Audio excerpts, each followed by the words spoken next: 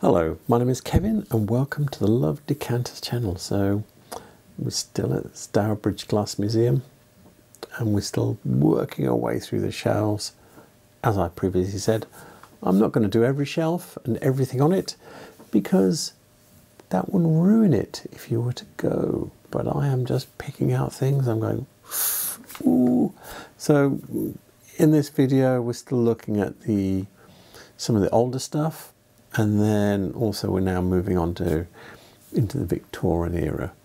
And it's kind of like some of the older stuff is amazing because it's old. Yeah. And some of the Victorian stuff is amazing because it's amazing. Yeah. There's no getting around some of the things that they made then. The quality is just like phew, off the roof, the difficulty in doing it, the skills, etc. So yeah. So with that said, let's get on and have a look at some of the glass. A couple more giant pieces here. It's difficult because obviously I can't get my hand in there, but even with my hands against the glass, you can see how big that glass is. It's got to be a foot tall, and that jug has got to be maybe taller than a foot actually. But yeah, and again we'll see where the foot is. So Fashion de Venise. This is very Germanic looking though, the Roma glass. I was hoping that big goblet would appear in one of my references. I knew I'd seen things like it, but no. So I've got this one here, which is out of the Golden Age of English Glass, 1650 to 1775 by Dwight Lemon. And yeah, you've got a similar round shaped bowl, hollow stem with prunts. These are called prunts, these little things here. The foot is different though. This is more conical foot and it's ribbed. It is turned over, but I think it's actually turned over outwards as opposed to underneath. And yeah, this little mark here is the Ravenscroft seal that I've mentioned in the previous video. Here it is here in close up. Yeah, if you see one of these, yep, it's a very special thing. So the date he's got on this one is 1676 to 1678. So yeah, it's a very early style. I have a feeling the one that we were looking at in the museum is probably a little bit later. It somehow looks like a cleaner model. And this gadrooned bottom half, you do see that creeping into the sort of like early 18th century as well. I do have another one. This one here. This is in 18th century English drinking glasses by Bickerton. And yeah, so this one's ribbed. So if you stop the ribbed here, it'd be gadrooned. But even then, this one has still got the conical foot that looks like it's folded outward as well, whereas the one in the museum was folded under. So yeah, but everything about it structurally is similar apart from the foot. You know, you've got this rounded bowl, and then you've got this little collar here, and then you've got the prunts on the hollow stem, and he's got 1678 on this. So yeah, I was hoping it did look familiar, and maybe it's in one of my other books, but I've not been able to find it exactly. But this the right kind of thing, and I reckon it's in this sort of like 1680 to 1700 period type thing.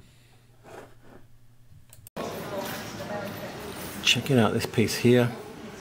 Someone's made a new foot for it. If I zoom in. And they've even made a knot in the stem, all made out of metal. It's a really dodgy, rusty looking bit of metal, but the glass was obviously worth something to somebody. And then we've got a couple of Venetian style bits here.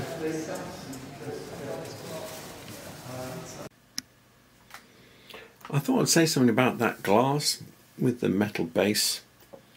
Now, when I'm out and about, and especially museums and things, you tend to see things with replacement parts, and but those are the things that never end up in the books. So this is actually one that I made, or had made. So someone gave me this. So this is from the sort of like 1760s, 1770s. There's an air twist stem glass. Obviously got no foot. So someone I know, I gave them a wood turner I know. I gave him a design, and he made that for me.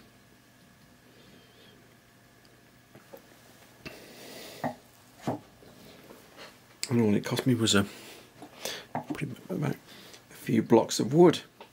So someone gave me this, and that cost me blocks of wood that I had in my shed that had been there a long time. So, and that I didn't pay for either.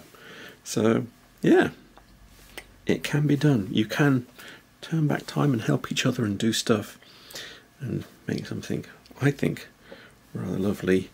But yeah, they never appear in the books. I don't think I've even seen...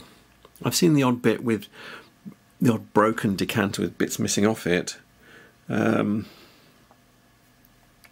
not replacement parts like this. And I don't think I've seen hot staples either. I've done a video on that, so you can look that one up if you like. The glass to the left there is quite interesting. It has gadrooning, but it's called spiked gadrooning. And yeah, so I've got two glasses in. This is 18th century English drinking glasses by Bickerton, and we've got two glasses here. This one's not so clear, but this one is very clear. So if I scroll in a bit, can you see? Now it's got a different shaped foot and everything, but this is the weirdness bit. Spiked gadrooning, and I mean, how does that feel if you're going to use that glass with a spiky base?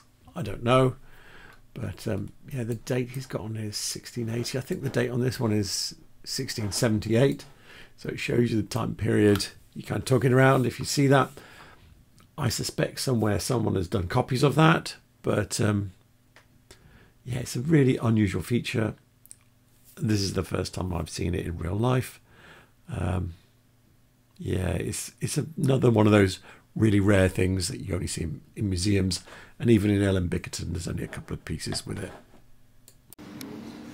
And this is the kind of thing you only see in a museum. You've got three early wine bottles here.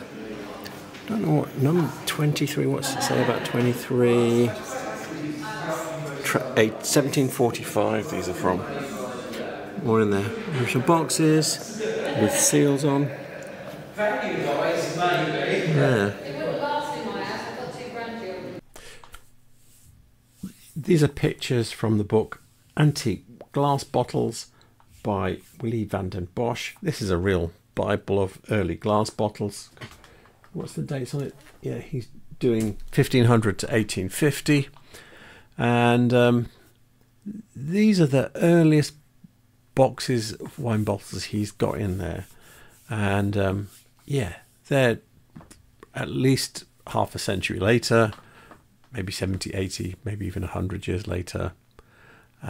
He's saying they're late 18th century. So yeah, I've never seen a box like that with little round bottles in. Seeing the round bottles is rare enough.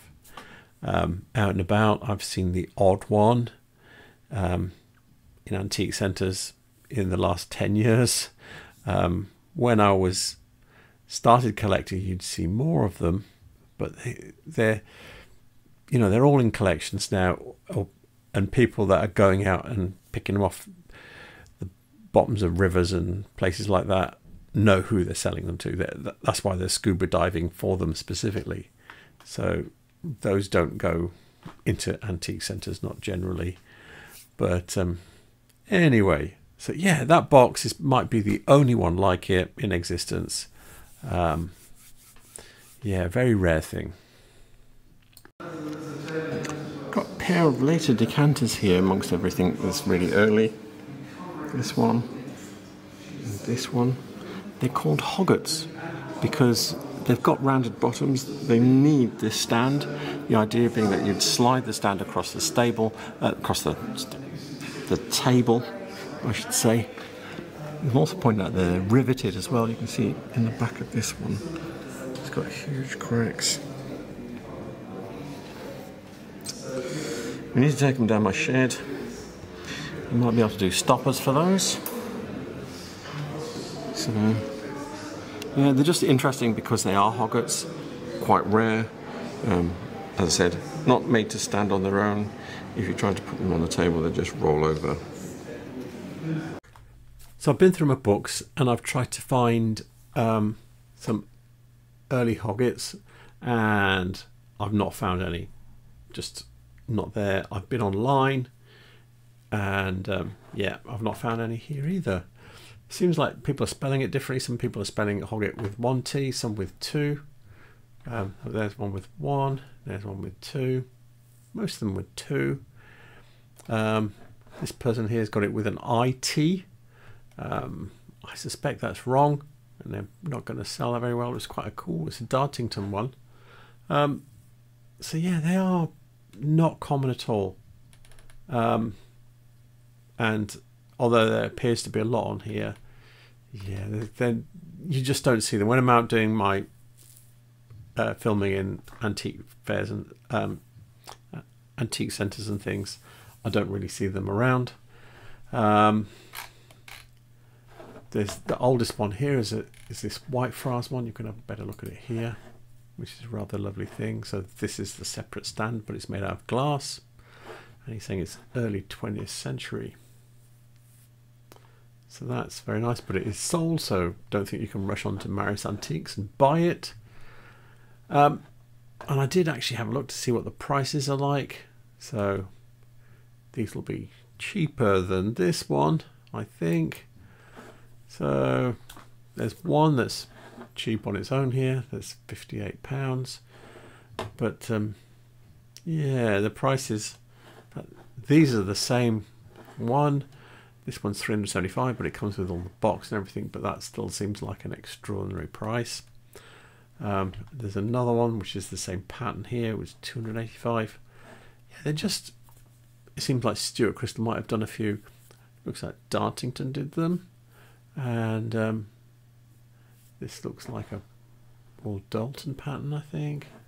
But anyway, yeah, they're not common. They're generally not cheap. I think that it's a bit like Tantaluses. They're expensive, not the most useful things today.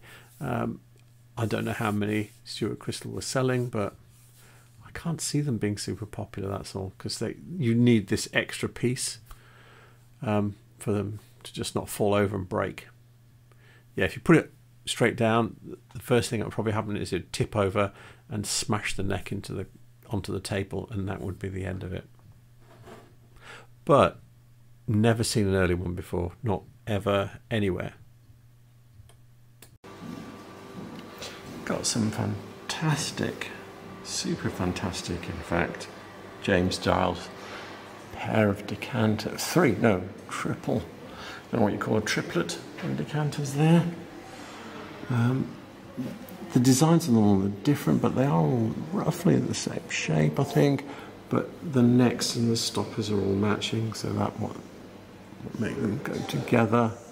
Got a huge goblet in the background, and little cup here. Really nice. We'll see if any of these appear in my books. We're looking at a page from the Decanter, Ancient to Modern by Andy McConnell.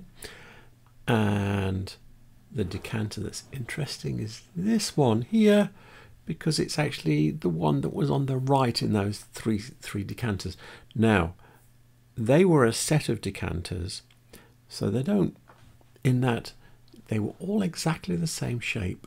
This bit here was exactly the same, but the pictures of the birds were different in each one. This one is not part of the set. It's differently proportioned. In fact, the gilding that should look the same here is worn off, but it's not part of the set, I don't think.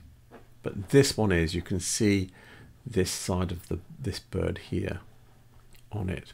And yeah, that's a very James Giles thing to do, where he would try to make things different on every single piece. So yeah, it's just the way he worked.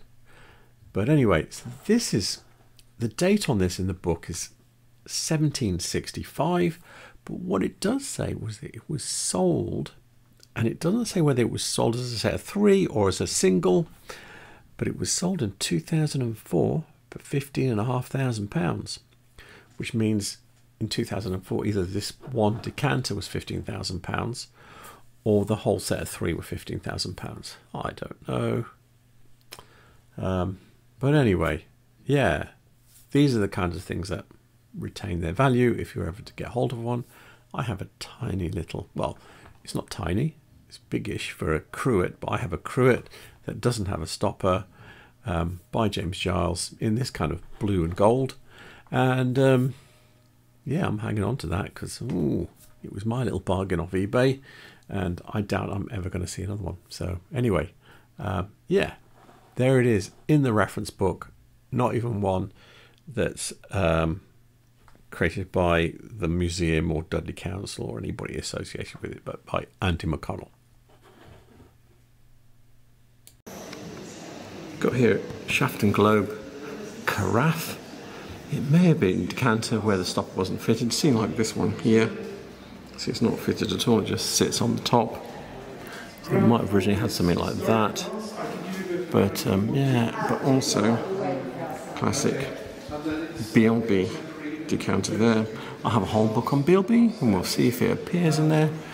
And that one there, Bailiffs of Jamaica.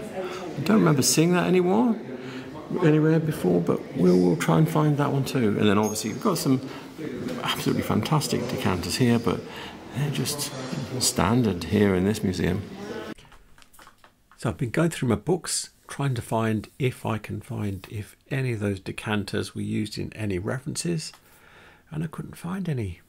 But the book we're looking at here is a Beilby Odyssey by James Rush, and it does have a Beilby enamelled decanter with the word claret on, like the one we were looking at. And it's not exactly the same decanter. There's slight variations in this, but they're so minor. Even you look at the grapes, the layout of the grapes is the same. Just the proportions are not quite exactly the same, but the way they are, and this is a slightly longer neck, and yeah, it's just not quite the same decanter, but it almost is. So they probably churned out a few at the same time, and this is one of them. But yeah, it's the date it's got on here is 1765, but I was sure that the other one that said, I think says Bailiffs of Jamaica, I thought that must be in a book somewhere, but nope, no such luck. But anyway, this is the closest one we've got. It's not exactly the same. I can't find if the other's been sold or anything, so which is a bit pity. Anyway, there we go. So we're in a museum, and you know, I don't claim to know everything. Well, look at a piece like this, and we're in a museum, and you think they would know, and the answer is no, they don't. They don't know who made this. I mean, it's a fantastic joke here. Thomas Webb, they've got on that, but this one.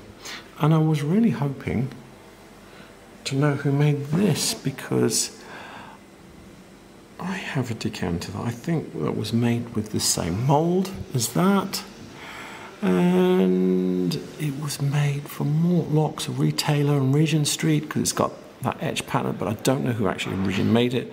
All I've got is a retailer's mark on it, and they don't know.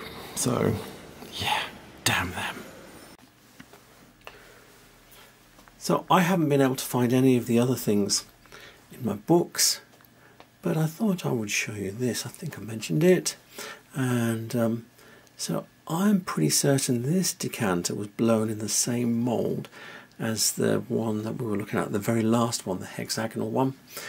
It's much more nicely cut than mine. Mine is like a, what's described as a Spanish cut. Yeah, and I was very hopeful that that one that we were looking at would have, you know, they would know who it was by. They don't, and I don't know who mine is by. Mine does have a mark on it. Can you see there? Just here. And is that focusing? It says Mortlock, London, Oxford Street, or Mortlocks. So yeah, that's, I've tried to find out more about them. They were a fancy retailer, so that doesn't tell me who made it. So just that they had glass specially made to their specifications, and this is one of them. So they were probably ordering it from someone in Stourbridge, most likely, and yeah, I'm still no nearer, even after seeing something, because even the stopper was the same shape. This, I think theirs was slightly narrower, but I can tell, you know, I've had this like about 15 years, and I can look at this shape and see another one the same shape and go, yeah, it's that. But yeah, I was really hoping I'd be able to take a step forward with it, but no. Look at this, this is fantastic. What's nice about this, I mean, you've got these other bits and pieces here, but this is actually the jug with the glasses to go with it. Absolutely unbelievable quality. Let's see if we can zoom in a bit on it.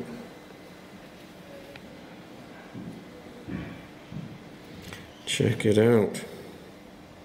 We're looking at a page from the book British Glass 1800 to 1914 by Charles Hajdemach, and yeah, so I haven't been able to find that jug exactly, but I found this one here, which is the same pattern.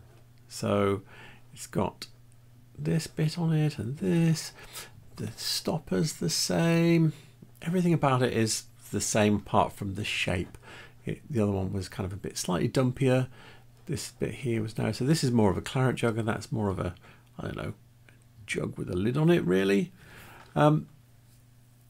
Anyway, so this is a Thomas Webb jug engraved by William Frisk, and apparently William was the best engraver in Stourbridge, so no wonder I picked it out. And the pattern for this was done in 1897, so yeah, I think I did well picking that one out and going, yeah, that's really nice, and that's because it is really nice, and I wouldn't mind having it in my collection, but that is highly unlikely. Anyway, nice jug. So I don't know if you spotted the chinoiserie decanter in the back without the stopper, but this is also in the Charles Hajdemach book, and yeah, it's quite cool, really. So especially in the book, it's got the drawing and then the actual, and yeah, I quite like that. That's quite interesting to see the difference between them, and you know, the intention and the actual. There's slight differences, like this, it's got a little bit of scalloping around the foot, this doesn't.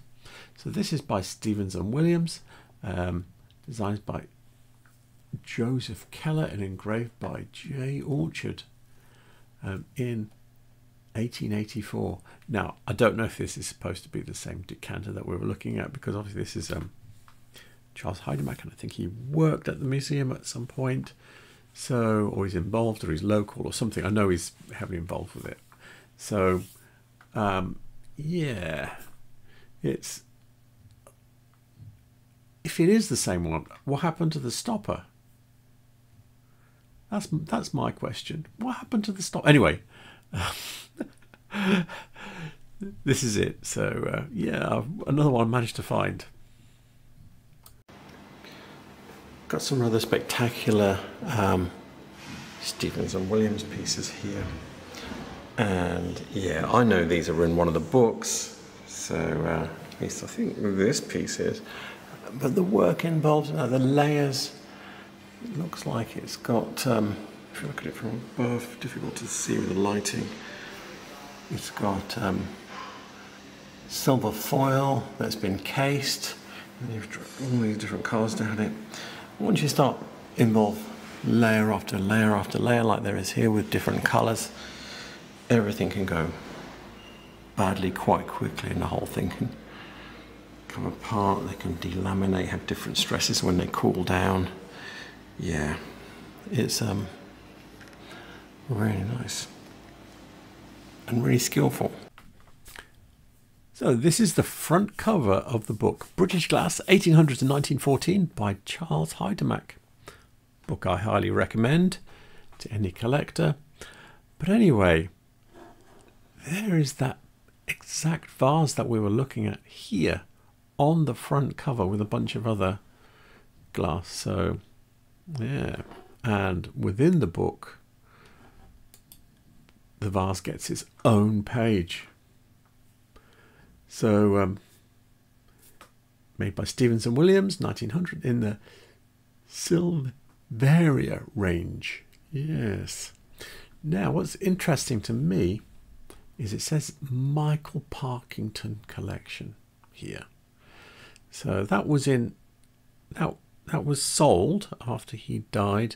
It was sold in 1997, and because I'm an old collector, I knew about that auction. I went to both parts of it. So there's actually two catalogues, and I still own those catalogues. So as part of my diligent exercise, I looked carefully through both catalogues, and this vase was not there. It wasn't sold off from his collection as part of... So he must have behested this to the museum specifically, and I imagine some of the other pieces he must have behested. But yeah, I mean, it says here that it's special, etc., because size and everything, and also this is probably a difficult thing to make. I imagine you're dripping glasses and all sorts of stuff is going on to make this effect, and some of the vases probably don't survive getting cooled down afterwards, because you're mixing lots of different hot glasses there when you're making this. Also with tin foil, it's got a tin silver, let's say, saying tin foil, silver leaf in it. So you're mixing silver leaf and which could cause the two sides to delaminate. So you've got you're putting in a lump of hot glass, then you're covering it in silver leaf, and then you're putting more hot glass, and then you're putting hot glass of different types on top of that. And you know, the silver leaf is between two sheets of glass, and that could cause it to delaminate, and all sorts of stuff can go on, especially as the silver leaf seems to be almost like a solid piece here. So I don't know how well fused the silver goes to the glass. Anyway, it's all, yeah, it's a fancy thing, probably very difficult to make and to actually survive the making process. So, yeah, they obviously fancied it. And I don't know if you know, but if you behest things to the museum that the museum wants, you can recover that as from the taxes on what you're willing away to people, so that they pay less tax. by giving things, effectively you're giving things to the government in lieu of tax. Didn't know if you knew that, but anyway, yes, fancy piece, own page, front cover, not sold as part of his assets at the end. So I hope you enjoyed that. Yeah, I noticed in some bits I was so excited I was just looking at the glass and not looking at the labels beforehand. So I didn't even say what they were when I was looking at them, when I should have been looking at the labels, to be a bit more exact when I was talking about them there. Some of the older stuff, I didn't even need to look at the labels, I know. But yeah, that's just sad, isn't it? Anyway, with that said, all the references I used will be in the description below. What else? Yes, and please remember to like and subscribe. Oh, contact details for the museum will be in the description below as well. And please remember to like and subscribe because it really helps my channel. And there will be more of this. There's more coming. So thank you for watching. Good night.